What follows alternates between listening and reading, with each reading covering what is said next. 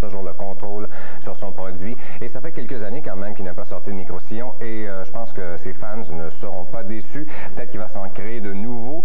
Et j'ai toujours peur lorsque j'aime un micro-sillon comme ça beaucoup parce que très souvent lorsque j'aime ce que j'aime beaucoup, ça ne devient pas des succès, mais peut-être que ça va le devenir cette fois-là. Le micro-sillon s'appelle Mind Bomb. Et si on décortique un peu chanson par chanson, la première, Good Morning Beautiful, c'est un peu un rock planant. La deuxième chanson, intitulée Armageddon Days Are Here, commence très très bien. Je ne sais pas si vous connaissez le classique Ballroom Blitz du groupe Sweet, mais l'introduction de la chanson est faite absolument de la même façon. Au lieu de nommer les membres du groupe, ils nomment Bouddha, Jésus, Mohamed. En général, je dois vous avouer que ce sont des paroles plutôt pessimistes. Matt Johnson nous parle de la Terre, de l'homme un peu, et c'est très pessimiste, mais c'est très réaliste quand même. Je pense qu'il y a plus de personnes qui devraient écrire des chansons comme Matt Johnson que I Love You, You. Ça mène pas vraiment nulle part. Également, il y a aussi la chanson de Violence of Truth, qui est à peu près la plus vite sur l'album. C'est pas vraiment du techno non plus, comme Dede nous avait habitués. C'est vraiment un album rock, blues rock, avec beaucoup de musique à bouche. Et aussi, on retrouve Sinead O'Connor sur la chanson Kingdom of Rain. C'est vraiment un duo, c'est très lent. Et en premier, je dois vous avouer que j'ai comme pas vraiment reconnu Sinead O'Connor. C'est lorsqu'elle pousse sa voix qu'on peut la reconnaître. Il y en a une autre aussi, il y a la chanson qu'on connaît de Beaten Generation, qui est à peu près peut-être la moins intéressante sur le micro-sillon, je vous avoue. Et il a pris ce titre de Beaten Generation d'une peinture d'un madame qui s'appelle Andrew Johnson. Il y a aussi une chanson jazzy qui s'intitule August in September. Également Gravitate to Me qui vient de sortir en maxi 45 tours britannique, avis aux intéressés, qui est très très très très bonne. Elle est allongée environ 7 minutes et ils ont vraiment retravaillé le son. Et il y a aussi une balade qui termine l'album qui est la chanson Beyond Love. Et il y a du son. Il y a aussi, tantôt je parlais de la musique à bouche, il y a aussi de l'orgue Hammond. Ça, on voyait ça comme il y a 20 ans à peu près, de l'orgue Hammond. Alors c'est un peu un retour au rock, peut-être au bon rock des années 60, fin des années 60, début 70. C'est ce que Matt Johnson et Dede nous offrent sur le nouveau micro-sillon. La première phase est absolument excellente et au moins moi l'album m'a beaucoup plu. Donc je vous conseille fortement Mind Bomb du groupe Dede. Voici maintenant les flashs de la semaine. On peut dire qu'il prend son temps, ce monsieur Don Henley. 5 ans se sont écoulés depuis l'apparition de son dernier album et voici son tout nouveau The End of the Innocence qui répète un peu la formule de ses deux premiers, mais c'est une formule qui ne déplaira pas à ses fans. Chris Isaak était de passage au Québec récemment et voici comment immortaliser les bons moments qu'il vous a procurés en vous offrant son troisième album intitulé Heart-Shaped World sur lequel Isaac continue son exploration du country rock. C'est très très bien réalisé. Jeanne Masse continue à nous offrir avec les crises de l'âme, du pop et des ballades de qualité, mais rien de mieux que ce qu'on peut faire au Québec. À noter qu'avec le départ du réalisateur et compositeur Romano Musumara, le côté techno de Masse est complètement disparu. C'est quand même très très bien fait.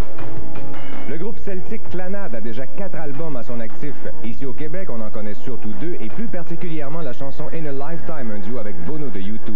En vous procurant cette compilation Past Present, vous découvrirez d'autres de leurs petits bijoux. C'est de la musique très douce mais très bien faite.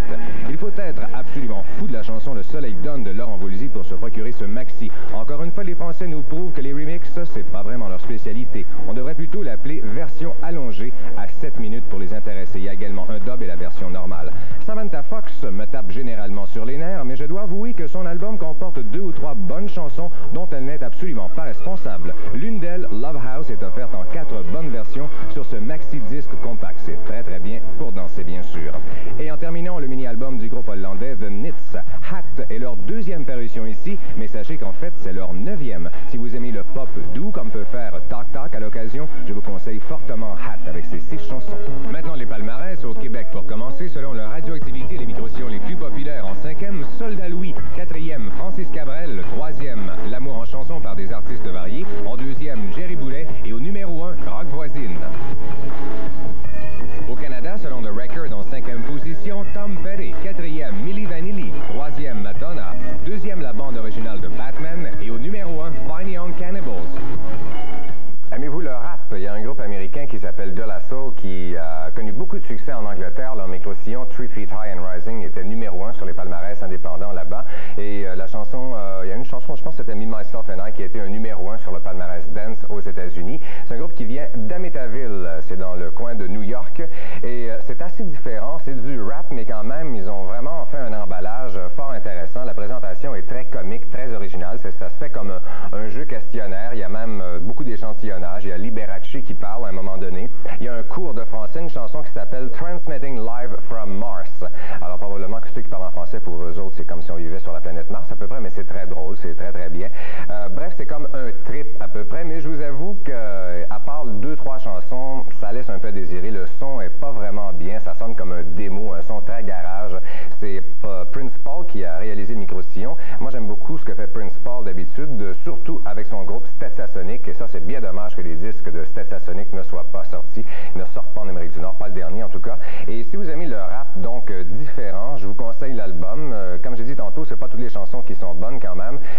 En importation, on retrouve, s'il y a de meilleur en fin de compte, c'est le maxi de Me, Myself and I, celui de Say No Go, et c'est sur celui qu'ils ont sorti ici, il y en a en fin de compte seulement une à peu près d'intéressante, mais quand même, j'avoue que c'est quand même bien comme rap. Et quelque chose de vraiment un peu plus expérimental, c'est le groupe Pop Will Eat Itself. C'est un groupe britannique qui existe depuis à peu près peut-être 5-6 ans, et c'est vraiment un style très spécial, ça se décrit pas vraiment, c'est comme un peu si Zig Zig Sputnik réussissait dans ce qu'ils font. C'est un mix de pop, techno, rock, d'échantillonnage, de heavy, de dance, fortement conseillé, c'est excellent. This is the day, this is the hour, this is this. Pop Will Eat Itself. Et voici les autres palmarès en terminant. Aux États-Unis, selon Billboard, en 5e, Tom Petty. En 4e, New Kids on the Block. En 3e, Bobby Brown. 2e, Funny on Cannibals. Et au numéro 1 cette semaine, la bande originale de Batman. Cette semaine, en Allemagne de l'Ouest, en 5e position, on retrouve le micro-sillon du groupe The Cure. En 4e, la bande originale du film Rivalen der Rennbahn. En 3e, Simple Minds. En 2e, Joe Cocker. Et au numéro 1, Queen. Alors, merci beaucoup, Claude. Il y a d'excellents spectacles qui s'en viennent, entre autres celui de Lou Reed ce dimanche 13 juillet.